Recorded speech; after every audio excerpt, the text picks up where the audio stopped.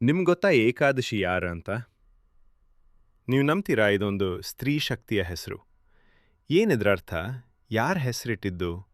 ಹೆಸರಿಟ್ಟಿದ್ದು ಸಾಕ್ಷಾತ್ ವಿಷ್ಣು. ಯಾಕೆ ಆ ಹೆಸರಿಟ್ಟಿದ್ದು ಹಿಂದಿನ ಕಥೆ ಏನು?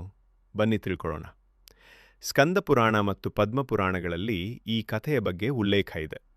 ಹಿಂದೆ ಒಬ್ಬ ಮುರ ಎಂಬ ರಾಕ್ಷಸ ಇದ್ದ. ಅವನು ಘೋರ ತಪಸ್ ಮಾಡಿ ಬ್ರಹ್ಮನಿಂದ ವರ ಪಡೆದಿದ್ದ.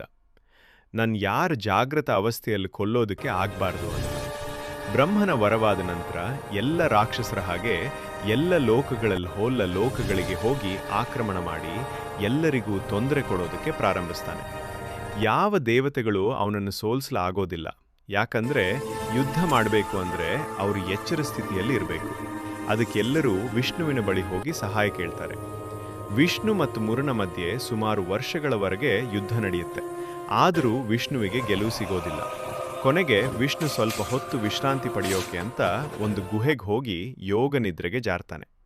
ವಿಷ್ಣು ವಿಶ್ರಾಂತಿಗೆ ಅಂತ ಹೋದ್ರ? ನನಗನ್ಸುತ್ತೆ ಇದವ್ರ ಲೀಲೆ ಅನ್ಸುತ್ತೆ.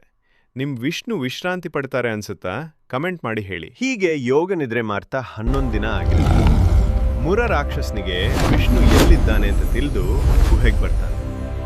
ವಿಷ್ಣು ಯೋಗ ನಿದ್ರೆಯಲ್ಲಿರೋದು ನೋಡಿ ಅವ್ರ ಮೇಲೆ ಪ್ರಹಾರ ಮಾಡೋದಕ್ಕೆ ಬರ್ತಾನೆ. ಇನ್ನೇನು ಪ್ರಹಾರ ಮಾಡಬೇಕು? ಅಷ್ಟರಲ್ಲಿ ವಿಷ್ಣುವಿನ ಒಳಗಿನಿಂದ ಒಂದು ದಿವ್ಯವಾದ ಸ್ತ್ರೀ ಶಕ್ತಿ ಹೊರಬರುತ್ತೆ. ಅವರ ಕೈಯಿಂದ ಯಾವುದೇ ಅಸ್ತ್ರಗಳ ಪ್ರಯೋಗ ಆಗೋಲ್ಲ. ಅವರು ಒಂದು ನೋಟದಿಂದ ಮುರನ ಸಂಹಾರ ಆಗಿ ಹೋಗುತ್ತೆ. ವಿಷ್ಣು ಯೋಗ ನಿದ್ರೆಯಿಂದ ಎಚ್ಚೆತ್ತು ನೋಡ್ತಾರೆ, ಮುರನ ಸಂಹಾರ ಆಗಿರುತ್ತೆ. ಇದರಿಂದ ಸಂತೋಷವಾದ ವಿಷ್ಣು ಆ ಸ್ತ್ರೀ ಶಕ್ತಿಗೆ ಏಕಾದಶಿ ಅಂತ ಹೆಸರು ಕೊಡ್ತಾನೆ. ಯಾಕೆ ಏಕಾದಶಿ ಅಂತ? 5 ಜ್ಞಾನೇಂದ್ರಿಯಗಳು, 5 ಕರ್ಮೇಂದ್ರಿಯಗಳು ಹಾಗೂ ಒಂದು ಮನಸ್ಸು ಒಂದೇ ದಿಕ್ಕಿನಲ್ಲಿ ಇದ್ದಾಗ ಅಂತಹ ಶಕ್ತಿ ಉತ್ಪತ್ತಿಯಾಗಿರುತ್ತೆ. ಅದಕ್ಕಾಗಿ ಏಕಾದಶಿ ಅಂತ ಹೆಸರಿಟ್ಟು ಅವ್ರಿಗೇನು ವರ ಬೇಕು ಅಂತ ಕೇಳ್ತಾನೆ ವಿಷ್ಣು.